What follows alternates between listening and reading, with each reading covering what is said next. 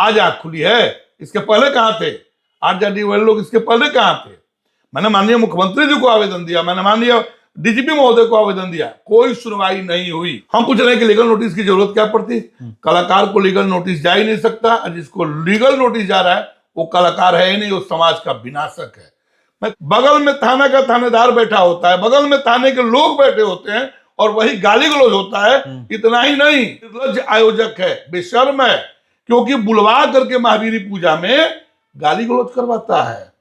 ऐसी ऐसी गाली नहीं जो आप सुन नहीं पाइएगा। हम श्रद्धांजलि सभा में क्या गा रहे हैं? उन बेशर्मों को शर्म है जो बुलाया अपनी माँ के श्राद्धक्रम में, और क्या गीत गवा रहा है? स्टेज पर चढ़ के गा रहा है कि आरजेडी क्या किसी की बेटी नहीं है, क्या किसी की बहन नहीं है, और आप गा रहे हैं कि आरजेडी का विनाशक गीत कभी भी जहर ही फैलाएगा, समाज के लिए हानिकारक है। हम मुरार के थाना प्रभारी को फोन किए कि मैडम ऐसे ऐसे बात है। इन्होंने आयोजकों को बता दिया कि नंद कुमार तिवारी ने फोन किया है आप लोगों पर एफआईआर करने के लिए, कि जिस थाना पर भरोसा करते हैं वही थाना प्रभारी मेरा नाम ओपन कर दी। यहाँ तो जान का खतरा हो जाएगा, आप भरोसा नहीं कर सकते। हमने एसपी महोदय को बोला, एसपी साहब को अपने बक्सर। मैं भी मौजूद हूँ बक्सर में, और हमारे साथ एक ऐसे शख्स बैठे हुए हैं जो आज से नहीं कई सालों से भोजपुरी में अश्लीलता बैन हो, जातिवाद गाना बंद हो और रंगदारी गीत को लेकर के आवाज उठाते रहे हैं कि ये सब गाने भोजपुरी में न बने, और इसके लिए न जाने कितनी धमकियां इनको मिल चुकी है। और अभी क्यों ये चर्चा बना हुआ है मैं आपको बता रहा हूं। आरजेडी की हार हुई है, और हार करारी हार हुई है। ये नहीं है कि सरकार बनाते बनाते आरजेडी चुक गई, ऐसा नहीं है। विपक्ष में कैसे कैसे बैठी है ये आरजेडी के लोग जानते हैं, और जो ये हार का कारण है ये कहा जा रहा है कि जो आरजेडी को लेकर अश्लील गाने जो सिंगर गाए हैं, या फिर जातिवाद गाने, या फिर रंगदारी वाला गाना गाया गया आरजेडी को लेकर के, उसी की वजह से हार हुई है। चलिए, हमारे साथ नंद कुमार तिवारी जी हैं, मैं इनसे अब सीधे जुड़ता हूं। IBN 7 भारत में आपका स्वागत है। बहुत बहुत धन्यवाद IBN 7 को, जो हमेशा भोजपुरी की बातों को लेकर हमेशा अपनी आवाज को बुलंद करते रहते हैं। बहुत बहुत धन्यवाद। मेरा पहला सवाल ये है कि आप भी जानते हैं कि अभी एकदम बाजार गर्म है कि भोजपुरी में जो आरजेडी को लेकर के वो अश्लील गाने की बात करें, जातिवादी गाने की बात करें, रंगदारी की बात करें, इसी की वजह से आरजेडी की हार हुई है। और इसको लेकर के आरजेडी द्वारा अब उन गायकों को नोटिस भी भेजा जा रहा है, लीगल नोटिस, कि आप क्यों गाए हैं, क्या हमसे परमिशन लेकर के गाना गाए थे? तो क्या ये जो हो रहा है सही हो रहा है? ये बहुत पहले हो जाना चाहिए था। देखिए, आपको मैं बता रहा हूँ, ये आपको बता दें हम कि आरजेडी का निकम्मापन है। मैं स्पष्ट बता रहा हूँ, या किसी सरकार की बात अगर करें तो मैं जब आवाज उठा रहा था उसी समय बोल रहा था कि देर है अंधेर नहीं, विनाश तय है। विनाश शायद दिखाई पड़ा तो सबकी आंखें खुली। मैं किस्सा बाबू एक चीज और बता देना चाहता हूं कि गीत जो भी हो, सभ्यता और संस्कृति से हटके हो, वो कहीं ना कहीं घात पहुंचाता है। आज आंख खुली है, इसके पहले कहां थे? आरजेडी वाले लोग इसके पहले कहां थे? मैंने माननीय मुख्यमंत्री जी को आवेदन दिया, मैंने माननीय डीजीपी महोदय को आवेदन दिया, कोई सुनवाई नहीं हुई। कानून बना कि गंदा गीत नहीं बजेगा, सरकार ने कोई इस पर ठोस कदम नहीं उठाया। मैं आपको दावे के साथ बता रहा हूं, और उठा होता तो किसी की औकात नहीं होती कि गा देता। हम पूछ रहे हैं कि लीगल नोटिस की जरूरत क्या पड़ती? कलाकार को लीगल नोटिस जा ही नहीं सकता, और जिसको लीगल नोटिस जा रहा है वो कलाकार है ही नहीं, वो समाज का विनाशक है। मैं कुछ गानों का जिक्र आपके सामने करता हूं कि अभी माननीय प्रधानमंत्री महोदय बोले थे कि आरजेडी के उन्होंने बोला था इस पर कानून क्यों नहीं बना, किस तरह गीत ही नहीं बने, ये मुझे आवाज उठाने की जरूरत क्यों पड़ती, आज आपको बोलने की क्यों जरूरत पड़ती? जो चीज सरकार का है वो आपको और हमको बोलने की जरूरत आज नहीं पड़ती, जब सरकार जगी रहती। इसके प्रति सरकार सोई रहती है, सोई हुई है, जिसके चलते आज हमको भी बोलने का मौका मिल रहा है और आपको भी आवाज उठाने का मौका मिल रहा है। देखिए, आप ले लीजिए रामायण विधा के गायक। मैं एक चीज आपसे कहना चाहता हूं कि आप देखते हैं कि बिना परमिशन का कोई कार्यक्रम नहीं होता है, और रात भर महावीरी और गाली गलौज करना, मां बन बेटी रोटी करना सरेआम होता है, और एसडीओ और थाना प्रभारी कुछ नहीं कर पाते। क्यों? क्या उनको जानकारी नहीं होती? बगल में थाना का थानेदार बैठा होता है, बगल में थाने के लोग बैठे होते हैं, और वही गाली गलौज होता है। इतना ही नहीं, उसी में से थानेदार या दरोगा जो भी हो या पुलिस वो सस्पेंड होता हो। हम ये पूछ रहे हैं कि किसकी हिम्मत हो जाएगी? एक बार थानेदार एक नोटिस ले ले कि आप गाली गलौज नहीं करा सकते, गंदा गीत नहीं गवा सकते, किसी की औकात नहीं पड़ती। तो ये गाली और गाली गलौज कराने और गंदा गीत गवाने में पुलिस और सरकार का मुख्य हाथ है। अगर पुलिस और सरकार चाहती तो ये नहीं होता। अब रही कलाकारों की बात, मैंने माननीय मुख्यमंत्री महोदय को दिया कि आप एक कम से कम लिस्ट बनाइए कि कलाकार कौन है, और कलाकार लिस्ट लेता है तो उसका शपथ पत्र लीजिए कि आप गंदा गीत नहीं गाइएगा। कहां से हो जाता? जो कलाकार शपथ पत्र देता सरकार को कि हम गंदा गीत नहीं गावाएंगे, इतना ही नहीं, सबसे बेशर्म आयोजक है, निर्लज्ज आयोजक है, बेशर्म है, क्योंकि बुलवा करके महावीरी पूजा में गाली गलौज करवाता है।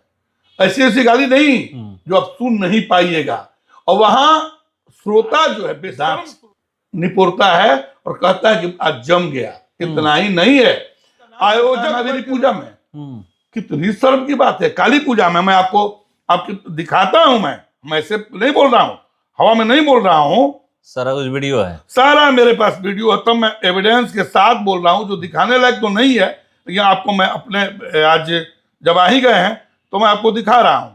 आप इसी गाना को ले लीजिए, आपको मैं दिखाता हूं। मतलब इस पे रोक क्यों नहीं लग रहा है? सरकार श्रद्धांजलि सभा में क्या गा रहे हैं? उन बेशर्मों को शर्म है जो बुलाया अपनी माँ के श्राद्ध क्रम में और क्या गीत गवा रहे हैं, इसको बर्बाद करा रहे हैं। कभी भी सभ्य समाज में ऐसे गीत नहीं बज सकते। कोई भी श्रद्धांजलि सभा में इस तरह गीत नहीं चलता है। श्रद्धांजलि सभा में तो निर्गुण चलता है। इस गीत का समावेश कहाँ है? इन बेशर्म गायकों ने श्रद्धांजलि सभा को भी नहीं छोड़ा। मैं कैसे बताऊं? श्रद्धांजलि सभा में जाकर गंदे गाली चलता है। इन बेशर्मों ने श्रद्धांजलि सभा को भी नहीं छोड़ा, आरजेडी को तो छोड़ा ही नहीं। गीत आया है मुख्यमंत्री जी पर, क्यों संज्ञान नहीं हुआ? संज्ञान तो होना चाहिए था। मुख्यमंत्री जी पर भी गीत आया। मुखिया जी की बेटी, क्या मुखिया जी की बेटी का इज्जत नहीं है? इस पर गीत आया। सबसे बड़ी कमी सरकार में है, जिसके चलते आज कानून नहीं बनने के चलते यूट्यूब पे लोड हो रहा है। तो आरजेडी को नुकसान हुआ है?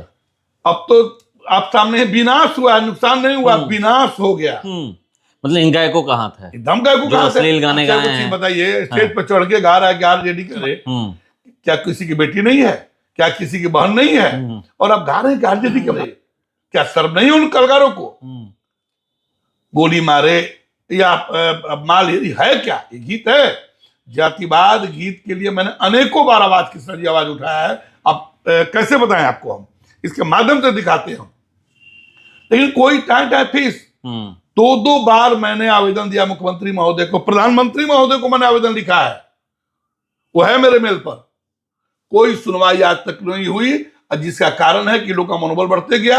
अब तो नोटिस जा रहा है। तो जो ये पार्टी काम कर रही है, जो नोटिस भेज रही है, ये अच्छा काम कर रही है ना, कि परमिशन हमसे लीजिए तब हमारी पार्टी का नाम लेकर गाना गाए। आज हार के बाद क्यों? हार के पहले क्यों नहीं? हार के पहले ही उनको नहीं पता था कि गीत चल रहा है। माननीय प्रधानमंत्री जी को पता चल गया कि माननीय तेजस्वी महोदय को नहीं पता चला। अरे खुलेआम गाली, आपको दिखा देंगे हम। एक रामायण का गायक है, उसका नाम नहीं रखेंगे, खुलेआम गाली दे रहा है, खुलेआम। एक शशि है, शशि से मैं बात किया था कि क्या बाबू उचित है? उन्होंने बोला कि सच्चाई बिल्कुल उचित नहीं है। एक चीज जान लीजिए, विनाशक गीत कभी भी जहर ही फैलाएगा, समाज के लिए हानिकारक है, एकदम हानिकारक है। इसमें पूर्ण रूप से बैन लगना चाहिए। अभी भी मैं सरकार से कह रहा हूं, अभी भी जगिए और कानून बनाइए, नहीं तो जो भी स्टेज पे गोली चलता है इन कलाकारों का हाथ है। आप देख लीजिए, श्रद्धांजलि सभा हो चाहे महावीरी पूजा, इन बेशर्म आयोजकों ने बेशर्म कलाकारों को बुला करके समाज को बेशर्म बना दिया है। मगर आप ये कह रहे हैं, यहाँ पर मैं सुनता हूं कि शहरों में तो है कि कोर्ट का एक आदेश भी है कि 10 बजे के बाद कोई कार्यक्रम नहीं होगा जी, परमिशन लेना पड़ता है उसके लिए। मगर गांव में ये सबके लिए परमिशन नहीं है कि गांव में कितना बजे भी करिए, सुबह 4 बजे तक होता रहता है। अभी मैं आपको घटना बता रहा हूं कि अभी एक घटना है, खैर बगल में, नाम नहीं रखेंगे उस गांव का। हमको लड़के फोन किए कि ऐसे ऐसे गीत महावीरी पूजा में चल रहा है, क्यों नहीं बोल रहे हैं? हम मुरार के थाना प्रभारी को फोन किए कि मैडम ऐसे ऐसी बात है। इन्होंने आयोजकों को बता दिया कि नंद कुमार तिवारी ने फोन किया है आप लोगों पर एफआईआर करने के लिए। आयोजक एनकेएल प्रकार ने फोन लेके कहीं से नंबर लेके हमको फोन किए। बोले क्या आपने अच्छा किया? बोले नहीं। इन सबसे बड़ा दिक्कत है कि जिस थाना पर भरोसा करते हैं वही थाना प्रभारी मेरा नाम ओपन कर दी। यहाँ तो जान का खतरा हो जाएगा, आप भरोसा नहीं कर सकते। हमने एसपी महोदय को बोला, एसपी साहब को, अपने बक्सर एसपी साहब को फोन करके बोला कि सर ऐसे ऐसी बातें आपकी महोदय ने ऐसे ऐसे ओपन कर दिया है।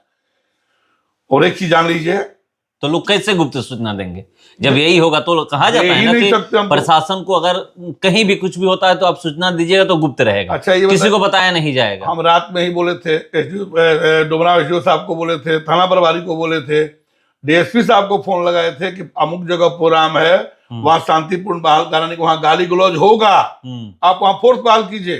थाना प्रभारी ने कहा कि हम अपने फोर्स वहां भेज दिए हैं। बोले कि भेज दिए हैं? हम बोले भेज दिए हैं, तो हाँ भेज दिए हैं, वहां कुछ नहीं होगा तो कुछ नहीं होगा। जब उनको वीडियो हम भेजे तो बोल रही कि वहां तो मेरा फोर्स बैठा हुआ था, कैसे हो गया? बोले हम जानते हैं, आप वीडियो ले लीजिए। वो वीडियो भेज करके और आयोजक से पूरी बात बता करके ऐसे ऐसे हुआ है और ये अनंत कुमार तिवारी ने किया है। अब सोचिए कि हम कितने सुरक्षित है। और तब डर लगता है, एकदम डर लगेगा भाई, स्वाभाविक है कि जिस थाना की थाना प्रभारी ओपन कर देती है और आप चोर का नाम बताइएगा, चोर से कहती है कि फलाना का नाम है, आप कहां सुरक्षित रह पाइएगा? हम तो नाम बता रहे हैं। मुरार की थाना प्रभारी आप देखिए, मैं उनको भेजा हूं, मैं ऐसे नहीं बोल रहा हूं, आपको देख लीजिए, पीएस मुरार के सेव है ये, उनको मैंने बाजाप्ता वीडियो भेजा है, उसके बावजूद ही पता चला। नहीं, पूरा आप देख लीजिए, ये पूरा वीडियो है।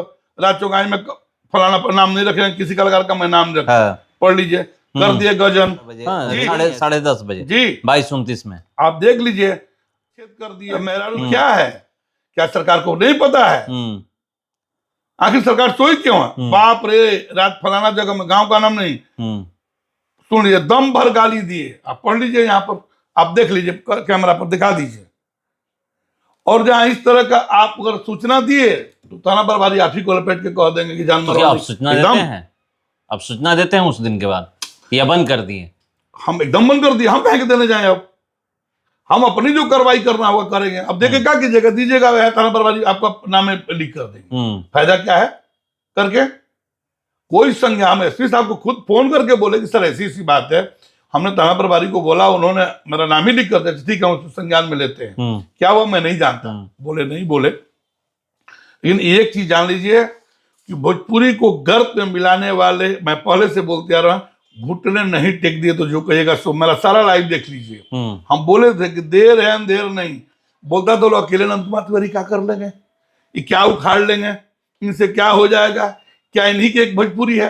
हाँ मेरी भोजपुरी है, अगर नहीं होती तो मुझे दर्द नहीं होता। मैं भोजपुरी समाज का, भोजपुरी समाज का भी आभारी हूं जो मुझे खुलकर साथ दिए, ओपन, नो डाउट कि नहीं है, सब लोगों ने साथ दिया, सभी जाति के लोगों ने साथ दिया। एक ये नहीं कि एक जाति, सभी लोग जो भी सभ्य समाज से थे, वो कोई हो, पंडित मतलब जो भी अच्छे गाना सुनने वाले हो, जो भी अच्छे गाना सुनने वाले हो, जो सभ्य समाज से हैं, किसी जाति से हो, सब लोगों ने मुझे सपोर्ट किया और आज भी लोग मुझे सपोर्ट करते हैं, चाहे किसी जाति के हो, सब लोग मुझसे प्यार करते हैं और सब लोग मुझे सपोर्ट करते हैं।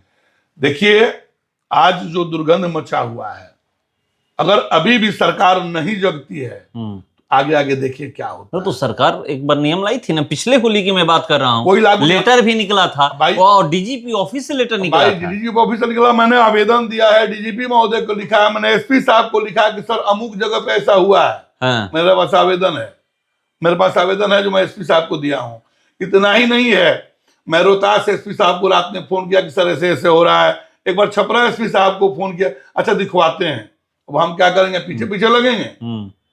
हमने किसको फोन नहीं किया है? तो सूचना ही दे सकते हैं, सूचना दे सकते हैं। इवन मैंने डीजीपी महोदय को लेटर लिखा तो बोले कि क्या ठीक, डीजीपी महोदय का आवेदन बता रहे हैं भर्सन।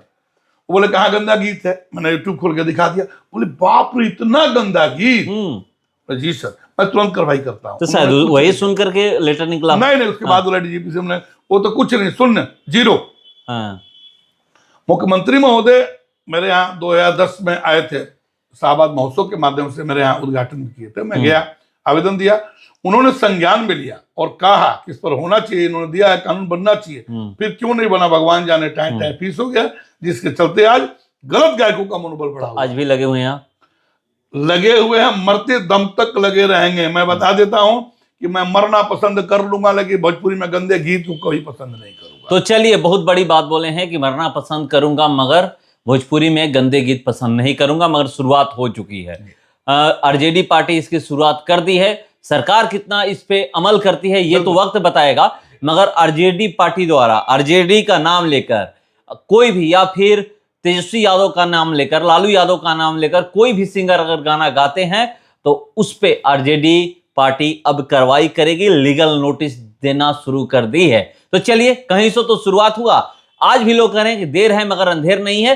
देखते हैं कि कब भोजपुरी से पूर्ण रूप से अश्लील गाने पर अगर ये न्यूज डालते हैं, इसको आप लोग ज्यादा से ज्यादा शेयर कीजिए और पहुंचाइए सरकार तक। इसमें आपका अहम योगदान होना चाहिए। अगर नहीं पहुंचाइएगा तो रोते रहिएगा। अगर आपकी भोजपुरी माँ है, भोजपुरी आपकी मर्यादित भाषा है या बोली है, या भोजपुरी आपकी सब कुछ है, तो इसे बचाएं, लगे इसको शेयर करें और इस बात को सरकार तक जरूर पहुंचाएं। तो देखिए, सरकार तक पहुंचाइए, बहुत जरूरी है कि भोजपुरी से कैसे अश्लील गाने बैन हो। फिलहाल इसको इतना ही। बने रहिए हमारे साथ। नमस्कार।